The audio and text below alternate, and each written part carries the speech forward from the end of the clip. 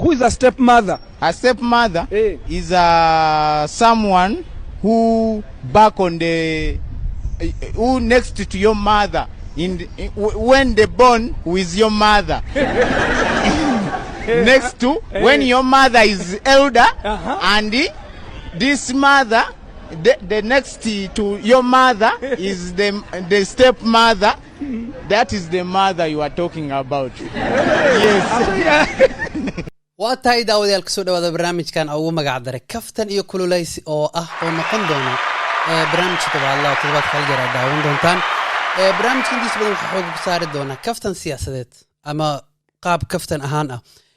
ma mina qayb gaar ama qof gaar aan ka hadafleena laakiin sida caadiga waxaan ka damacsanahay kaliya inaa si qaab kaftan muuqaalo ay soo qaadan doona hadda muuqaalku noogu horeeyay aan soo qaadano sa la socotaan dhawaan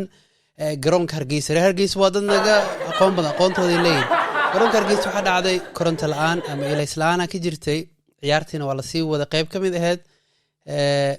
muuqaal iga yaabiyo oo dadkana qaabo badan reaction uga bixiyeen oo calaashan falcelin badan ay ka wada sameeyeen laakiin muuqaalka marka dib u fiiriyo waa ma aha wax cusub ma adduunka meelo badan ka dhacday qaabo badan oo ka dhacday wadamo badan ka dhacday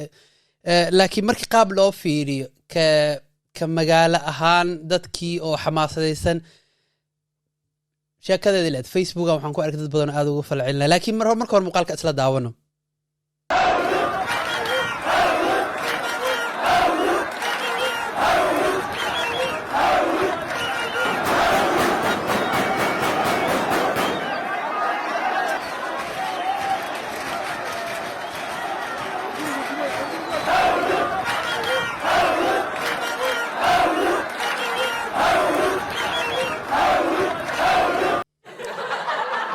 أنا waxaa igala siyaabka badnaa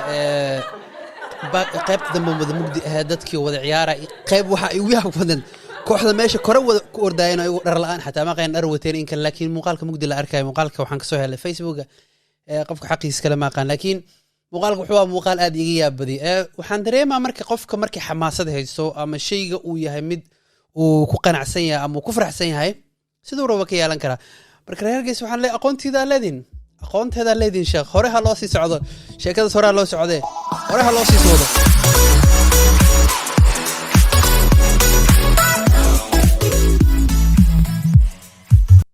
muuqaalka labaad waxa waaye muuqaalkan sa hore loo socoteen dalka Mareykanka waxa caado ka noqotay in dadka madowga la iska xasuuqo ama la diilo si walba hadhow loogu eedeysta gacantu midig watay qoriyo watay iyo waxaan loo joogin hadda xasuustaan ninkii madowga ah Mareykanka oo xamaasadiisa adduunka dhan ay wada saameysay Georgia Floyd magaciisa wax saameeyay oo jecel Georgia dibadbaxyo waaweyn wuxuu ka dhacay magaalooyin waaweyn caasimadda wadanka Sweden Stockholm waxa ka dhacay dibadbax lagu taageeray maxaan ugu taqaan aniga hadda Soomaalina meel walba waa taagana annaga wada daadsan annaga wax soo haysan ciyaalkooda la qaataa waxooda la sameystaa haddana waxa uga banaan bixina Georgia ma xuma qaabaha marka loo fiiri balse sheekada cajiibka waxay ahayd gabar Soomaali ahayd oo horkacaysa qayb mudaharaadyo ama dibadbaxyo looga soo horjeeday safaaradda Mareykanka horteeda lagu maray caasimadda Stockholm in gabadha ay sameysay xamaasadii xoog u sii qaadaayeen waxa ku taqaan in adeega Soomaalida gabadhi markii soo jirtay kooxda kabada markii soo sameysay kadib waxa dhacday inay ka soo hormartay bal horta muuqaalka marka hore waxay ila daawado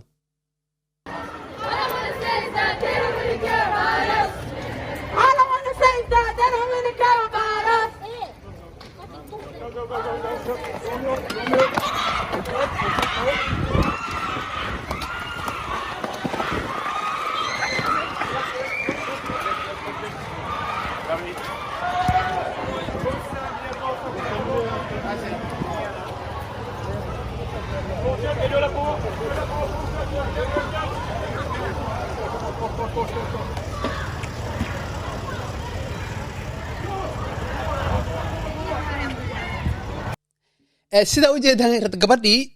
kooxa la kacday qarcad oo booliis agtooda taagnaa waa gabadha oo marada madowga madax ku wadato oo mikrofoonka wadato waa gabadha hada muuqaalka si fiican u aragtay hada si xasuusintiina aan si fiican u fahmin gabadhi waxa laga la bixi jiro ilaa hada meel ku suuntayna lama og dhowr jeer xataa raadiye magaalada Stockholm wax saas igama fogeen laakiin warkeeda dhowr jeer raadiye meel lagu sheegay ma gabadhi waa la cunaa laakiin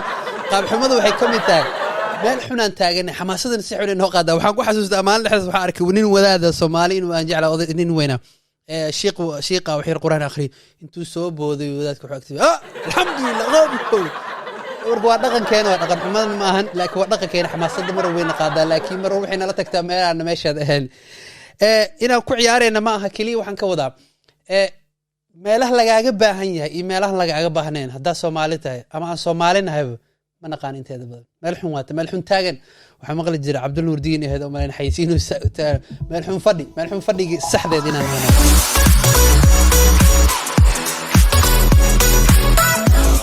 waa tahay muuqaalkan saddexaad wuxuu noqon doonaa muuqaal aad iga yaaba bishii Agoost bishii 8 la soo dhaafay 26 Agoost ahayd muuqaal oo flashback soo sameeya arkay oo hadda ka hor la post gareeyay muuqaalku wuxuu ahaa diyaaradii Somali Airlines oo la dhahay dhawaan 3 bilood gudaheeda ama in dawladda Soomaaliya ay fariin ku soo sheegtay tiri muddo 3 bilood gudahooda waa la soo diyaarin doonaa waxa ay 2013 bishii Agoost 26 haddana waxaan ku jirnaa 2020 bisha 10aad oo maanta sii socoto ilaa 12 muuqaalku wuxuu cajiib igu ahaa 3 bilood aan wali sugeynaa ilaa hadda 3 bilood 2013 Agoost ilaa hadda way sugeynaa dawladdu waxaan rajeynaa haddii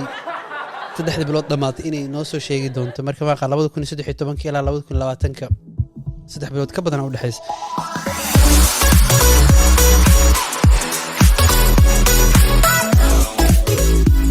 waa tahay qaybtan kale waxa waaye Mareykanka la socotaan dhawaan waxa la soo xiray ama la soo gunaanooday ama la sheegay madaxweynihii dalka sii hogaamin lahaa muddada soo socoto muddooyinka 4 sano soo socotay ilaa 8 madaxweynihii waa la doortay laakiin sheekadu way ka gedisan tahay doorasho maahan sida la socotaan doorashada way baxday natiijadana waa la sheegay sida la caday laakiin muddadii doorashada ay socotay ama toddobaadkii ololaha ugu dambeeyay uu socday waxyaabo igu cajiib ka muuqaalada waxay ahaayeen arin aad u xiiso badan Soomaalida ku nool magaalada Columbus ee dalkaas Mareykanka waxay ka dibad baxayeen hilib xalaal la'aan haysatay iyo sheeko kale oo ku hodduugneed laakiin nuxurka hadalka wuxuu iskugu soo aruuray markaan dabagal sameeyay kadib in hilibka xalaalka la la'aya sheekada intaas way ka gadisan tahay dumarka Soomaaliyeed ee ku nool magaaladaasi Columbus ayaa waxay dibadbax ka sameeyeen banaanbaxna ka sameeyeen afka hore dukaan uu leeyahay nin Carab oo marka hore wariyahana daba casar barnaamijkaas noo soo koobayo oo muuqaaleer ka soo dhow aan wax yar daawano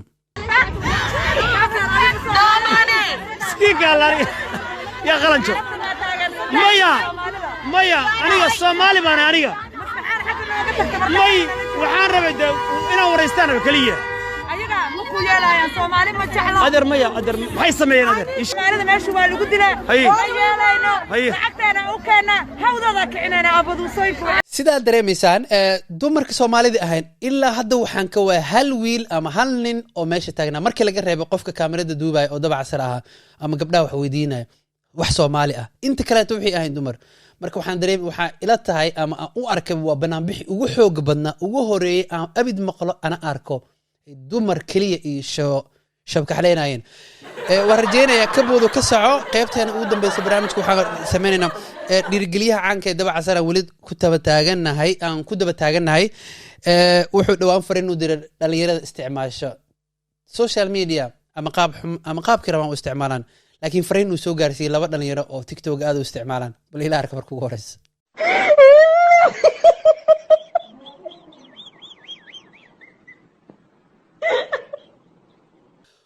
waatay daawada barnaamijka intaas ku soo koobaya waa barnaamijka